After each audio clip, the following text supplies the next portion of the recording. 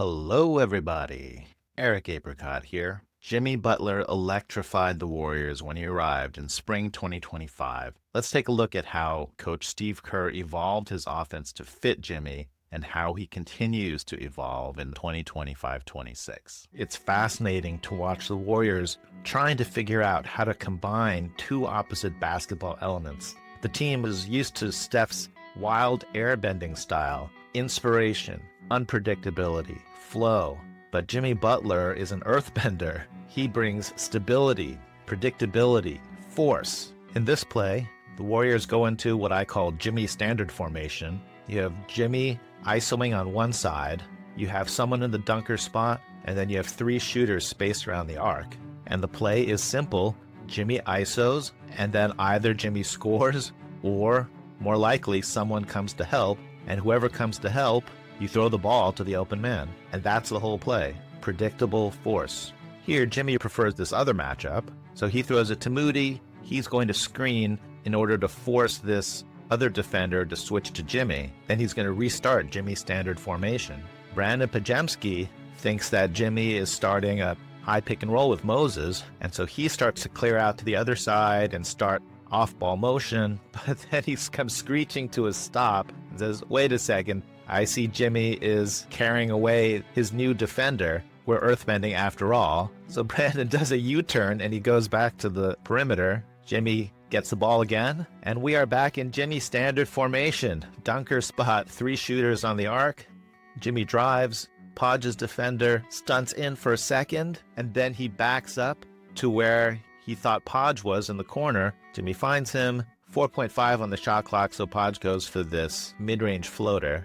In the playoffs, the Warriors ran into a problem. Not only was Steph Curry out with a hamstring injury, but Jimmy Butler was still injured from his back injury from the Houston Rockets series, and the Minnesota Timberwolves guarded Jimmy Butler in single coverage. And that's a problem for Jimmy standard formation. When Jimmy drives, you want to force help to come to the ball. You throw the ball to wherever the help left, and if no one comes to help, then you just get an isolation, which is actually not that efficient to play. Again, absolutely nobody's coming to help on Jimmy. There's barely any motion, and everyone on the exterior is just standing around. Quinten Post is trying to move around to get some kind of motion, but nothing's really happening, and Jimmy just has to vomit up this shot.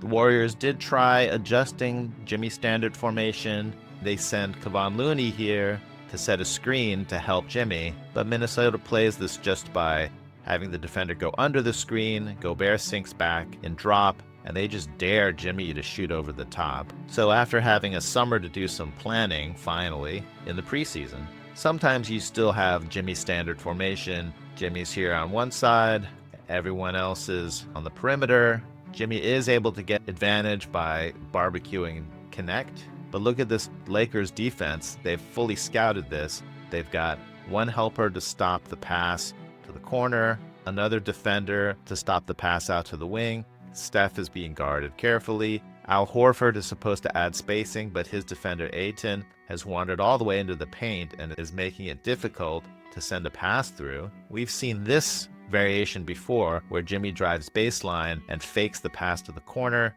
Lakers defender goes to the corner. Buddy Hield cuts 45 degrees to try to give an outlet. Buddy comes up with it after a funny spin move, and he blows the layup.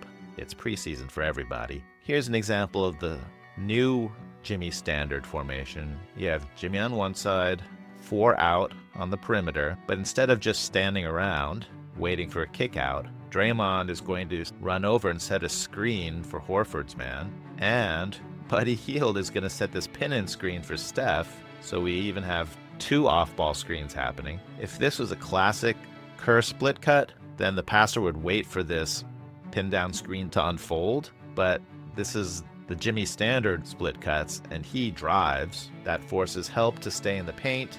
Now we have one defender guarding Steph and Buddy. Bronny knows that Steph is behind him, and no one ever got fired for guarding Steph Curry, so he goes for the interception. Jimmy reads this in the air and sends it to Buddy Hield in the corner, who misses the super wide open corner three. But that was a good shot generated. I noticed they're not just working on it for Jimmy Butler. They put Jonathan Kuminga in Jimmy standard formation. Two shooters on the edge here, Draymond in the dunker spot, Jimmy on the perimeter. Steph and Jimmy having some communication where Steph points saying, I'm going to come here and do a split cut. But in the middle of this negotiation, Jimmy points to Draymond saying, hey man, your defender is sitting all the way in the middle of the paint here. He's walling up against Jonathan Kuminga going by Bronny. So that's your cue to cut baseline. And so as Jimmy is explaining the whole thing, Kuminga does drive. Bronny stays with him, but Ayton does not trust, and he is there to wall up. Draymond slips behind, and JK with good vision on this cut. So good job, JK. And Draymond with the stylish miss and his brief impersonation of a Greek statue called Lord Give Me Patience. I know it's preseason, but what the hell? After some preliminaries, they do get into Jimmy standard formation. Ball on the side, 5 out. Horford sets a pin-in screen for Pat Spencer. JK is not really looking this way, to be honest, but it does cause Horford's defender to stay way closer and Pat Spencer's defender to stay closer, which means JK can drive baseline. The help is one step late, and JK draws the foul. So it's a small adjustment, but I like it. It's a good idea to add some motion in the background of Jimmy standard formation because it's just too stagnant the way they were running it. Early in the regular season, we can see sometimes they run Jimmy standard the old way. Post going to the dunker spots, shooters on the opposite side, Jimmy isoed on the side. No off-ball motion. Jimmy drives. Because of the stagnation, there's not a lot of help coming, but Zubac does move in subtly, which lets Quinten Post pop out, and Quinten misses the little bunny. Oh, stroopwafels. Here's an example of running Jimmy standard in the new style. Steph puts a thumb up to get the ball to Jimmy. Here's the variant where the nearby players run a split cut. Podziemski sets a screen for Steph. Steph goes into the lane. He gets Jaren Jackson Jr. to step in. Two players are on Steph. That leaves Draymond open. Not always plan A, but it is a completely open 3. So Jimmy immediately skip passes.